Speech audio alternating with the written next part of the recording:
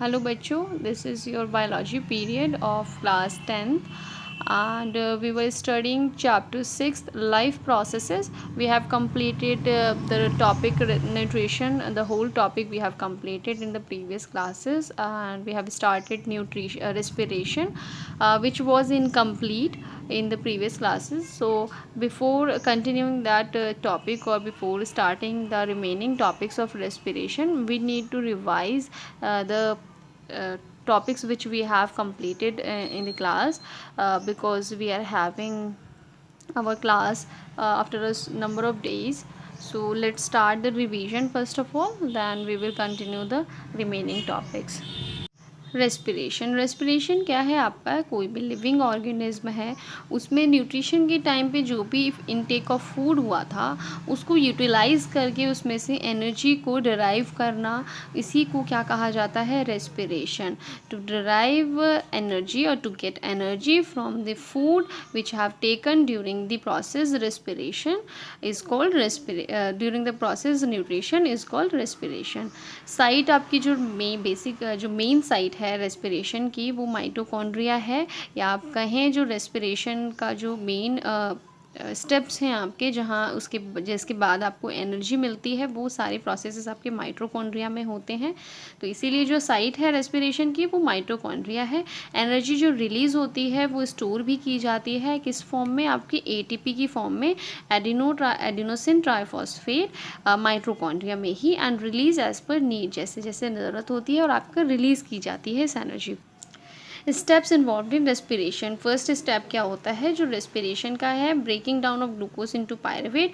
आपका ग्लूकोज जो आपका मेन फूड जो है वो ग्लूकोज ही है. आपका जो सोर्स ऑफ फूड है, एनर्जी है, वो क्या है? ग्लूकोज. ग्लूकोज जब आपका बॉडी में लिविंग ऑर्गेनिज्म के जाता है तो उसका ब्रेकिंग डाउन होता है पायरुवेट में. पायरुवेट मॉलिक्यूल में ग्लूकोज का क्या होता है? ब्रेक डाउन होता है. दोनों ही केमिकल कंपाउंड्स हैं. ये जो प्रोसेस होती है वो साइटोप्लाज्म में होती है और इस प्रोसेस को ग्लाइकोलिसिस कहते हैं. ग्लूकोज का पायरुवेट में कन्वर्जन जो है उसको ग्लाइकोलिसिस कहते हैं. मैंने आपको बताया था ये प्रोसेस जो है 10 स्टेप्स में होती है. यहाँ आपको डायरेक्ट दी जा गई है, इसका मतलब ये नहीं है ग्लूकोज डायरेक्टली पायरुवेट में कन्वर्ट हो जाता है. इसके फर्दर जो आपके स्टेप्स हैं 10 स्टेप्स इन्वॉल्व होते हैं ग्लूकोज से पायरुवेट बनने में. ये प्रोसेस कहाँ हो रही है? साइटोप्लाज्म में. लेकिन रेस्पिरेशन का साइट माइटोकॉन्ड्रिया कहा जाता है, क्योंकि पायरुवेट के बाद जितने भी प्रोसेसेस होंगे वो कहाँ होंगे? आपके माइटोकॉन्ड्रिया में. फेट ऑफ पायरुवेट क्या है आपका? माइटोकॉन्ड्रिया. मतलब पायरुवेट के साथ जो भी होगा वो क्या होगा? माइटोकॉन्ड्रिया में.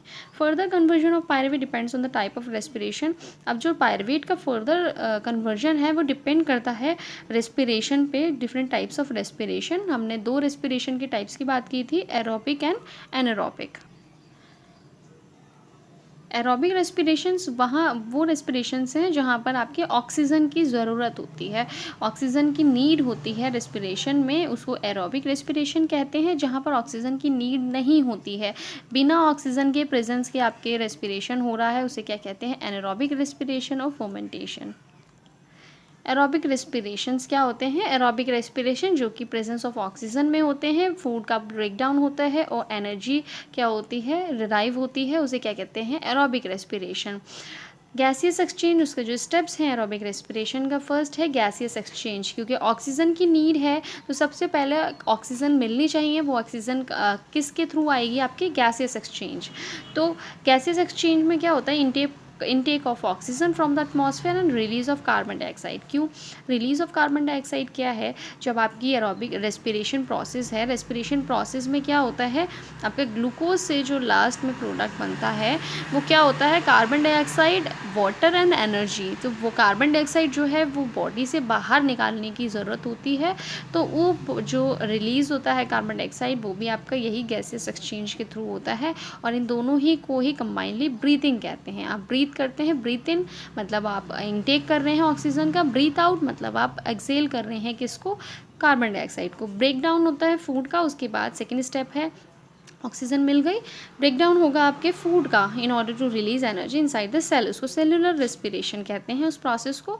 तो फूड का ब्रेक डाउन हुआ, पायरुवेट इससे पहले की प्रोसेस कहाँ हो चुकी है आपके साइटोप्लाज्म में ग्लाइकोलाइसिस के थ्रू, जहाँ पर ग्लूकोज जो था पायरुवेट में कन्वर्ट हो रहा था। पायरुवेट क्या होगा, in the presence of oxygen mitochondria में कन्वर्ट हो जाएगा आपके किस में, carbon dioxide, water and energy. Energy हमें मिल गई, वाटर है, वाटर यूज़ हो जाएगा, और जो आपका कार्बन डाइऑक्साइड है उसको साथ साथ ही क्या रिलीज आउट कर दिया जाएगा आपकी गैसेस एक्सचेंज के through. Pyruvate is converted into carbon dioxide releasing water molecule and energy. Aerobic respiration breaks down glucose and combines the broken down product with oxygen making carbon dioxide and water. Aerobic respiration में glucose break down करता है products में, जो कि oxygen के साथ combine करके carbon dioxide बनाते हैं और वाटर बनाती हैं। तो जो आपकी वाटर और कार्बन डाइऑक्साइड और वाटर है, वहाँ का ऑक्सीजन आपको कहाँ से मिल रहा है, ग्लूकोज में जो ऑक्सीजन जो आपका एटमॉस्फेयर से जो ऑक्सीजन ली जा रही है वही जो होती है आपकी क्या बनाती है, कार्बन डाइऑक्साइड और water. After that we have talked about exchange of gases that takes place in aerobic respiration. Aerobic respiration में क्या होता है, different organism जो हैं different methods use करते हैं in exchange of gases के लिए।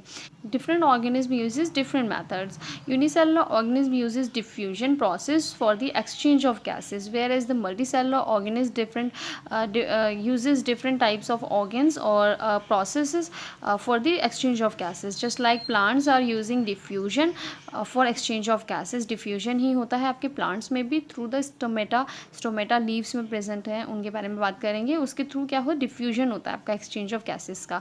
उसके बाद एनिमल्स की जब बात करते हैं, एक्वेटिक एंड टेरेस्ट्रियल एनिमल्स, जो आपके पानी में रहते हैं एक्वेटिक हैं, टेरेस्ट्रियल मतलब आपके जो लैंड एनिमल्स हैं, लैंड पे जितने भी एनिमल्स रहते हैं वो टेरेस्ट्रियल हैं। एक्वेटिक में जो आपका रेस्पिरेटरी ऑर्गन होता है जो रेस्पिरेशन करता है, those are gills, takes in oxygen dissolved in water. Gills क्या होते हैं, आपके पानी में रहते हैं, पानी में जो होती है ऑक्सीजन डिजॉल्व्ड फॉर्म में है, उस डिजॉल्व्ड फॉर्म ऑफ ऑक्सीजन को क्या होता है, सेपरेट आउट करके एब्जॉर्ब करने का काम क्या कौन करती हैं, गिल्स। तो these are what, respiratory organ. Terrestrial में आपके लंग्स होते हैं, स्पेरिकल्स होते हैं, ट्रैकियाज होते हैं, ये आपके क्या होते हैं, डिफरेंट ऑर्गेनिज्म में, टेरेस्ट्रियल ऑर्गेनिज्म में डिफरेंट ऑर्गन्स होते हैं जो आपके एक्सचेंज ऑफ गैसेस के लिए हैं। लंग्स हैं ह्यूमंस में, आपने लंग्स देखा है, तो क्या करते हैं हम लोग लंग्स में क्या करते हैं, एयर लेते हैं और उसमें से एक्सचेंज होता है ऑक्सीजन का, और कार्बन डाइऑक्साइड हाथ के हाथ क्या होती है, एक्सेल आउट कर दी जाती है। Since availability of oxygen is less in aquatic environment, जो ब्रीथिंग रेट होता है एक्वेटिक एनिमल्स का वो फास्ट होता है, क्योंकि जो ऑक्सीजन है, परसेंटेज ऑक्सीजन होता है वाटर में, क्योंकि वो क्या है, डिजॉल्व फॉर्म है, वो कम होता है कंपैरेटिवली जो आपके एयर में प्रेजेंट है। तो जो आपके एयर में प्रेजेंट ऑक्सीजन है उसमें क्या होगी, टेरेस्ट्रियल एनवायरनमेंट में ऑक्सीजन क्या है, उस कंपैरेटिवली ज़्यादा है वाटर से, तो यहाँ जो टेरेस्ट्रियल एनिमल्स होते हैं उनका रेट स्लोअर होगा ब्रीथिंग रेट, क्योंकि उन्हें इनफ ऑक्सीजन मिलती है क्वांटिटी उसकी ब्रीथिंग के टाइम पर। तो क्या है, breathing rate is slower comparative to aquatic animals. Then we have talked about the exchange of gases in plants separately. Site of gases exchange क्या है आपका, स्टोमेटा है, लीव्स में आपके स्पोर्स होते हैं, आपके लीव होती है, उसमें मोस्टली डाउनवर्ड में नीचे की साइड में क्या होते हैं आपके पोर्स होते हैं छोटे छोटे से, उनको क्या कहा जाता है आपके स्टोमेटा, जिसके थ्रू आपका डिफ्यूजन होता है। Carbon dioxide oxygen are exchanged by diffusion, they can go into cells and away from the same and out in the air. उनका एक्सचेंज का मतलब ही क्या है, आपका इनवर्ड डायरेक्शन और आउटवर्ड डायरेक्शन में मूवमेंट होगा, आपके सेल क्या होंगे, एंट्री करेंगे और एग्जिट आउट भी यहीं से करेंगे। डायरेक्शन जो होता है, direction of diffusion depends upon, direction क्या है, कौन सी इनटेक कर रहा है या एक्सेल कर रहा है, वो डिपेंड करेगा आपके एनवायरमेंटल कंडीशंस पे और रिक्वायरमेंट, प्लांट की रिक्वायरमेंट पे। प्लांट्स जो होते हैं उनको ऑक्सीजन की ज़रूरत होती है रेस्पिरेशन के, जस्ट लाइक अवर रेस्पिरेशन, जैसे ह्यूमंस में होता है रेस्पिरेशन के लिए ऑक्सीजन की ज़रूरत है, ऐसे ही प्लांट्स को भी रेस्पिरेशन के लिए ऑक्सीजन की ज़रूरत होती है और फोटोसिंथेसिस के लिए कार्बन डाइऑक्साइड की।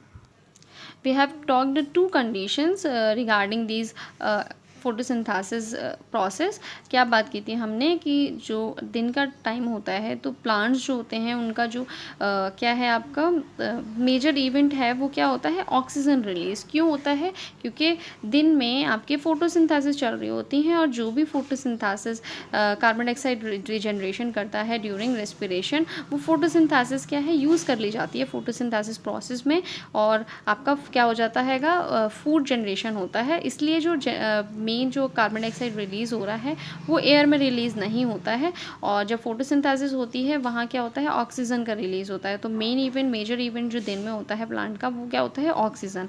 ऐसे ही रात में क्या है, फोटोसिंथेसिस नहीं होती है, सिर्फ रेस्पिरेशन होती है, और रेस्पिरेशन का जो प्रोडक्ट है वो क्या है, कार्बन डाइऑक्साइड। तो रात में जो मेजर इवेंट है वो क्या होगा, release of carbon dioxide in plants. एक मैंने एक्सेप्शन बताया था आपको, कैक्टस का एग्जाम्पल हमने बात की थी। वहाँ क्या होता है, आपका रेस्पिरेशन में, नाइट में ही रेस्पिरेशन में जो आपका कार्बन डाइऑक्साइड बन रहा था उसको मैलिक एसिड की फॉर्म में स्टोर कर लिया जाता है रात में।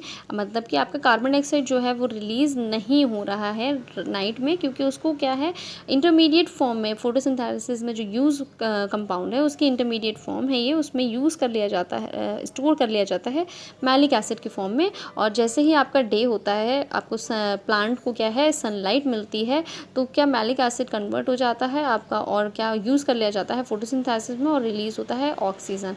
ये जो आपका स्पेशल फीचर है वो आपके किसके साथ है, कैक्टस के साथ है। ये आपके डेजर्ट एरियाज़ में मिलते हैं या ड्राई लैंड्स में मिलते हैं कैक्टस प्लांट्स, उनके लिए।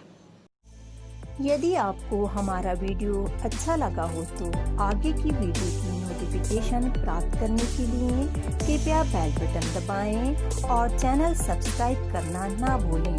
Please subscribe our channel of Edu Fun classes. Thank you for watching.